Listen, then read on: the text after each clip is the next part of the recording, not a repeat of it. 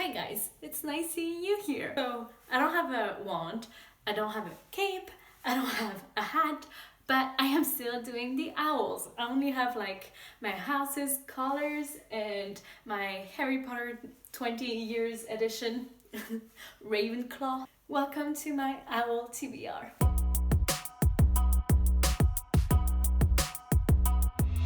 Hi, I'm Melanie, and in case you don't know anything about the owls, you don't even know what it means, it's a readathon hosted by G over Brooke Rose channel. I'll put the video right here if you want to check it out. Basically, it's a readathon based on the Harry Potter world, and we get to choose career and we get to pass exam to achieve our career. Anyway. If you're familiar with the concept, G made a guidebook with all the different careers you can choose from in the wizarding world and the exam you have to pass and everything. And I've printed some pages that correspond to what I want to do in this month of April. I gave this a very, very long thought. It took me a week to actually look at all the careers because I wanted to have something that I really wanted to do as a wizard, and something that was challenging as well in terms of the number of books to read. And so I debated longly with myself, and I don't know how, but I'm going for a ministry worker career. That's not something I would see myself doing, especially because the ministry is not full of good people, as we can see in the Harry Potter series. But I'd like to think that by now, 2020, things have changed. Hermione is the prime minister for magic, and so I will serve under her ranks into the Department of International Magic Cooperation. And I could represent Britain in every other country. I could go see how magic works in Asia, Indonesia, South America, all those amazing places. And I could maybe study in there different type of magic and how it works. And that's what I would really want to do in the wizarding world, just travel everywhere and see different cultures and see how they integrate magic into their own lives and with the Muggles as well, because it might not be everywhere like in Britain or the US where you cannot tell people about magic. Maybe they are shaman or gurus or stuff like that. I would love to see. So that's what I'm going for. I'm going to work for the Department of Magical Cooperation. And for that, I need to study the minimum requirement for a ministry worker, which is charms, defense against the dark art, history of magic, potions, and transfiguration. And because I'm going for the Department of International Magical Cooperation, I need to study Muggle studies. Of course, I need to know Muggles in different part of the world.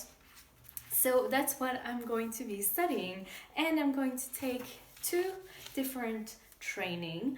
First one is to be animagus. Of course, I always wanted to do that.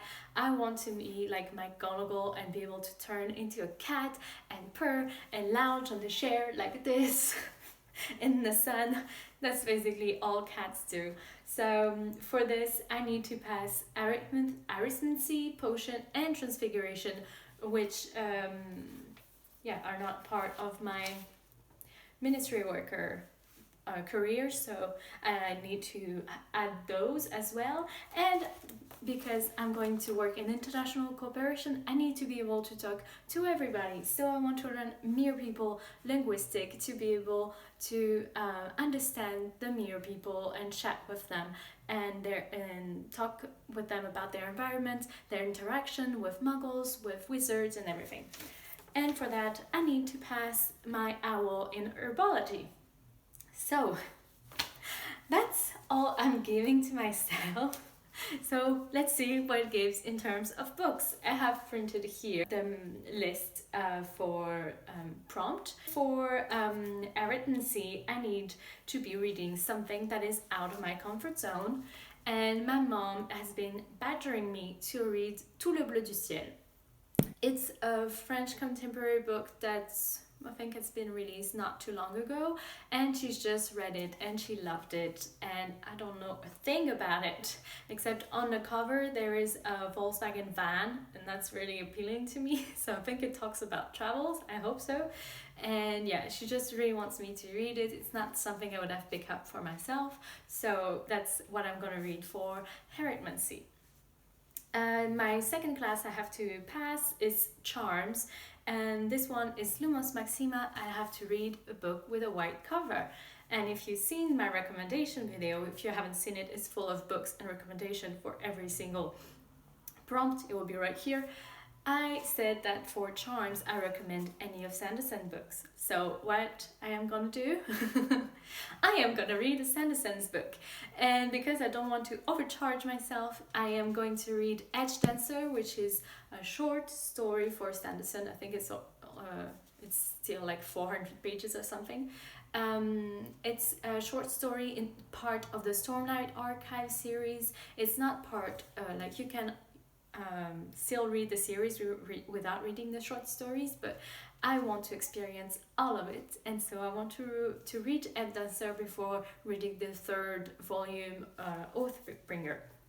So that's my Charms exams. For Defense Against the Dark Art, DA, I have to read a book set at sea or on the coast.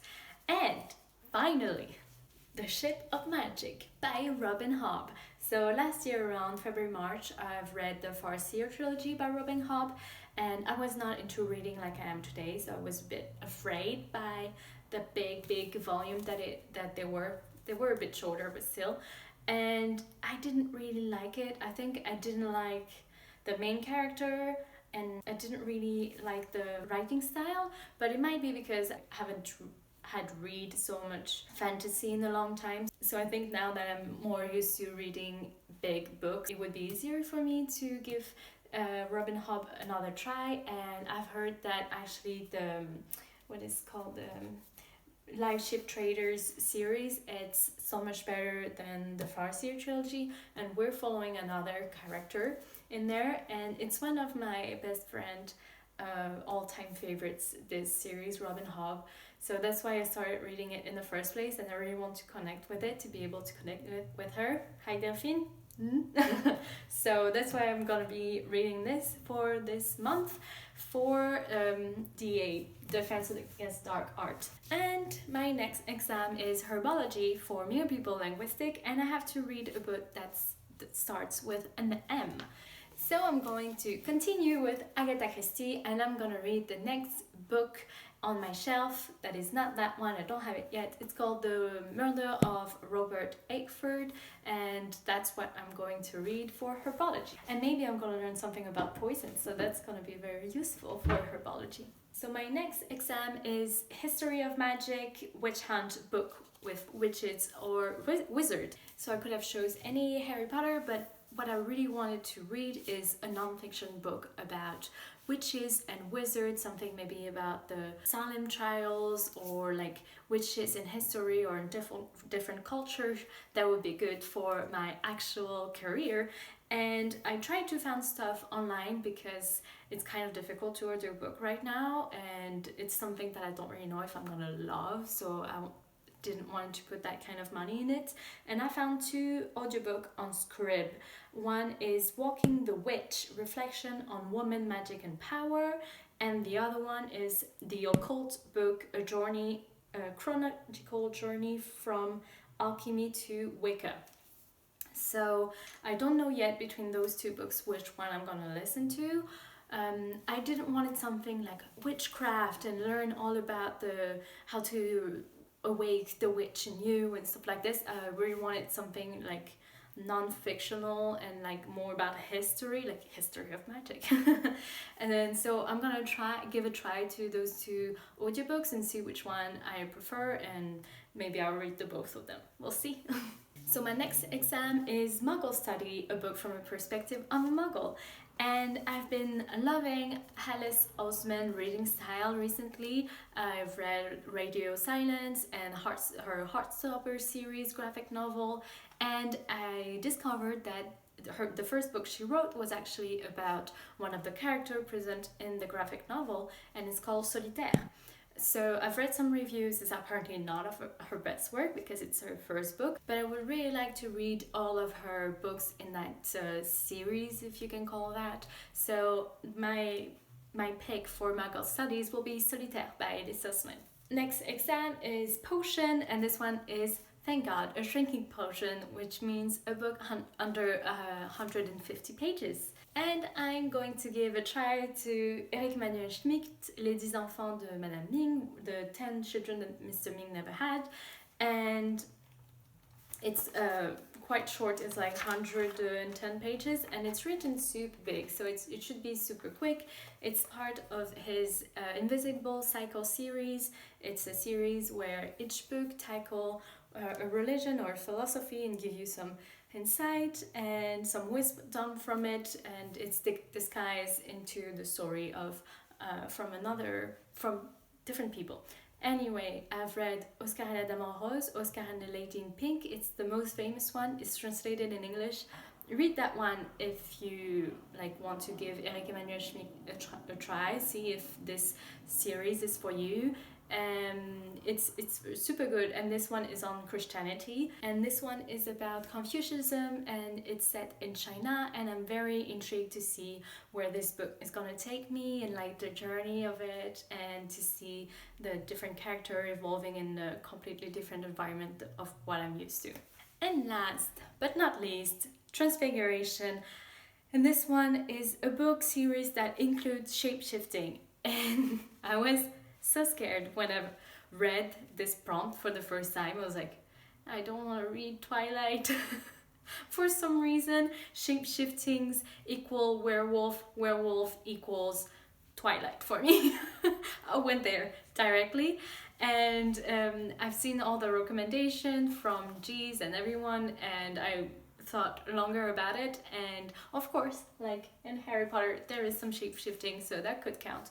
But I'm going to read his Dark Material, the second book in the series, which is the Spyglass something. I don't remember the title. It's been on hold for me on my Libby app for so long. I was supposed to read it for my March pick from the cards, and I didn't. So I'm gonna roll it over in April and read it for my Transfiguration. It fits so well. His Dark Materials, I think pretty much everyone knows about it because it's a very famous middle grade read, but I never heard a thing about it until a few months ago. And I really wanted to see what was the whole thing with Philip Pullman and everything, so that's why I picked it up. I am not fully in love with it, but I think it's because I'm not the targeted audience. I'm watching the show from HBO, and it's quite good. I haven't finished the whole first season, but I think I want to finish this before starting to listen to his Dark Material, the Spyglass, the Amber Spyglass. Yeah, I think that's the name of the book. Sorry. And we'll see if I like it or not. So I think that's it. That's my whole TBR for the owls. Please keep up with me on the social media. I'm not a big Twitter user, but I think I'm going to be for this month of April because I'm going to be locked down inside and with only my books and the owls to distract me. So I'm gonna be full on Team Ravenclaw. Yes. Tell me what your career is. I'm loving that we can all be part of this readathon and have such different TBRs and have different goals and everything. So please tell me for which career you're going to and why.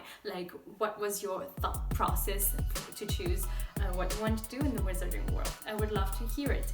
And I'll see you very soon. I'm going to do a weekly vlog for the owls, so see you in those. Bye!